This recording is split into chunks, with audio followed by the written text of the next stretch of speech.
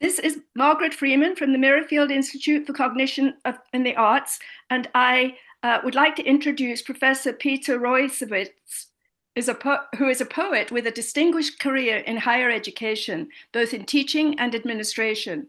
His interests are wide-ranging, including the humanities, fairy tales, comparative religions, and folk belief systems. He has taught and lectured at many institutions around the country. We are pleased today to hear from him on holistic approaches to art, education, and consciousness, focusing on noetic learning modalities and noetic awareness, essential to body-mind integrity. So, Peter, you are researching the variety of cognitive experiences offered by the arts. Can you speak to that for us? Yes, I can. Thank you, Margaret, for the invitation. It's nice to be here with you. The interesting thing about the arts is that the arts reveal a wide variety of non-conventional modalities, non-conventional forms of cognition that challenge the incumbency status of the technosciences. The cognition of the arts could be called noetic, meaning all-encompassing ways of knowing. Knowing the arts is subjective and objective. It has to do with reason and rationality, but also intuition. So it is a knowing that is related to dreams and ecstasies and myths and visions and metanoias and the whole full spectrum of indigenous wisdom that have been demonstrated for millennia by not only artists, but by shamans and mediums and mystics, but also by children and by the most creative of our scientists.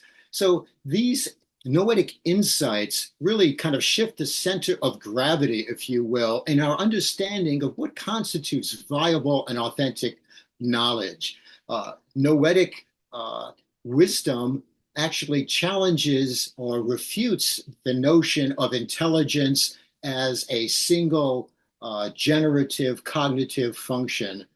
Noetic insights are qualitatively different from the mechanical and measured and calculable ways of solving a problem. And they are processed at different levels of consciousness. They produce qualitatively different outcomes, and they lead to understandings. But the understandings in the art is often a kind of knowing without the ability to explain them.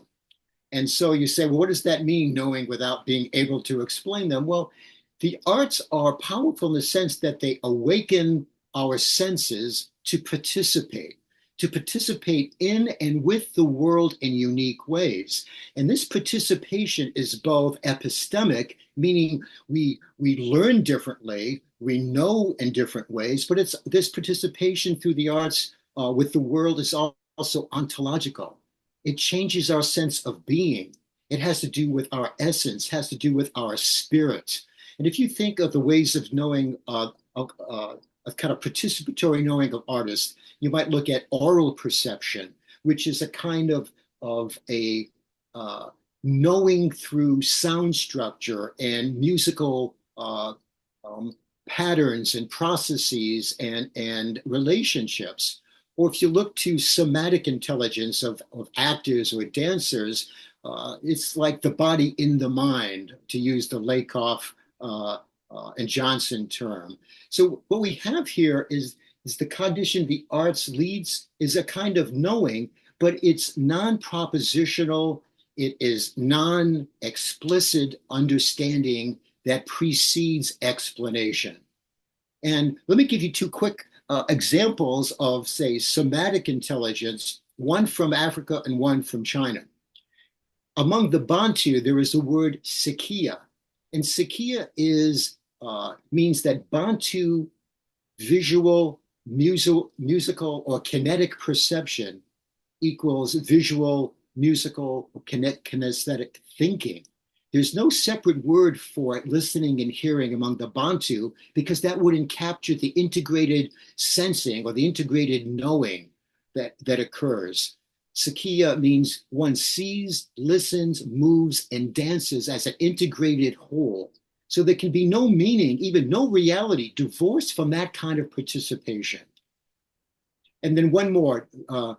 In China, the words Wei, Tihui, these words indicate that when involved in knowing or coming to knowledge, the body must come first. And then, and only then, the mental function of the reflective thinking can begin. And this leads to a kind of whole-bodied thought or a whole-bodied thinking. Peter, that sounds very much like the current work in embodied cognition. So, what do you see as the key element in noetic literacy related to cognition provided by the arts? I think the key element are images. Image making, or mythopoesis, if you will, is the mind's fundamental means of understanding. No cognitive operation is more central to consciousness than image making. And there is something inherent in the images of each of the specific languages of the arts, which seem to prepare the mind for sophisticated cognitive activities that are both conceptual and perceptual. And new learning occurs when lived experience, and this is the experiential component of the arts, when lived experience provide and confirm and modify images of self and the world. And these images are not just metaphors, if you will, for ideas, but they relate to how people acquire, organize, and retrieve and use information in the world. So they have that very practical, useful way of knowing. Well, thank you. Can you provide us with some examples from the arts of noetic literacy? Yes. I said just a little earlier that the arts awaken or stimulate the senses to a different kind of participation with reality, with the reality of ourselves and with others. So let me give you a few examples. This first one's from Walt Whitman. There was a child went forth every day, and the first object he looked upon, that object he became, and that object became part of him. Let me give you another one side by side with that. This is by Wallace Stevens. One must have a mind of winter to regard the frost on the boughs of the pines crusted with snow. One must have a mind of winter to regard the frost on the boughs of the pines crusted with snow. And here's a line from Plotinus. No one ever saw the sun without becoming sun-like, nor can a soul see beauty without becoming beautiful. And maybe one more by John Moffat. To look at this green and say, I have seen spring in these woods will not do. You must be the thing. So here's a kind of participation. I think you can feel a difference here. You know, it was John Keats, the Romantic poet, talked about negative capability, and it's not only the ability to divest oneself of struggling or reaching for rational explanations or judgments or expectations, but to live in the mystery, to be at ease with the questions and the paradoxes and the doubt and the awe and the not knowing. So there's a certain sense of knowing through the arts, of this kind of epistemic wisdom that is an active intuition. And maybe you can feel that there is a kind of resonance with this subject-object unity, right, that we see in these poems with the mystical tradition, with mystical experience, where people talk about an immediate presence, a living presence is like a fellow subject or a thou, whether it's winter and the trees or whether it's becoming the sun. There's something here that is powerful, that lifts us up beyond our own limitations, our own sense of being unique or isolated or alienated. And so this is the kind of noetic literacy that the arts bring to us: preconceptual, experiential, direct, synthetic knowing. That's lovely, Peter. That reminds me of Archibald MacLeish's "A poem must not mean but be." Yes, beautiful. Yeah. Absolutely right on. Beautiful. Okay. So finally, Peter, what do you see as the goal of of noetic knowledge generally and aesthetic literacy in particular?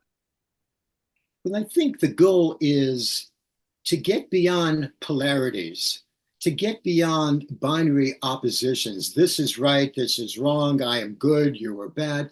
To get beyond a kind of dualistic logic, an either or thinking, That's which great. really closes us down to ourselves, to others, and to the world. So the goal, I think, is certainly it's about healing. It's about healing subject-object splits. The splitting that goes on is so deleterious to health and wholeness and harmony. Uh, and it's a matter of trying to see ourselves as whole and seeing ourselves as complete. It's a matter of cognitive freedom rather than focusing on a kind of narrow cognicentrism that privileges one way of knowing or one form of cognition over another. So ultimately, the goal is a major turn. And the turn is I'd call it onto-existential turn. It's ontological, meaning a turn not towards the world of power and status and accomplishment, but a turn towards being, towards spirit, towards selfhood.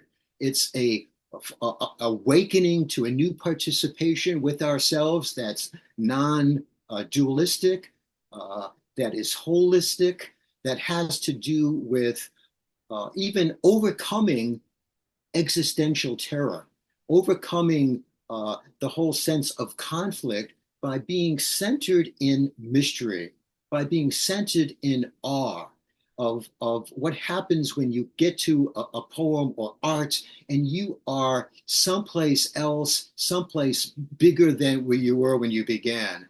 And so I would say the goal is this a mood or a state of being that has a kinship with a larger self, a fellow subject. Some people may say it's deity, other people say it's nature at large, whatever it might be, but it's a thou that we have a relationship with that I think strengthens us. The idea is in the humanities talk about l'homo universale, the complete person, the whole person. And I think that's certainly the goal. Well, thank you so much, Peter. That really was very, very informative as well as fascinating. Thank you. Thank you.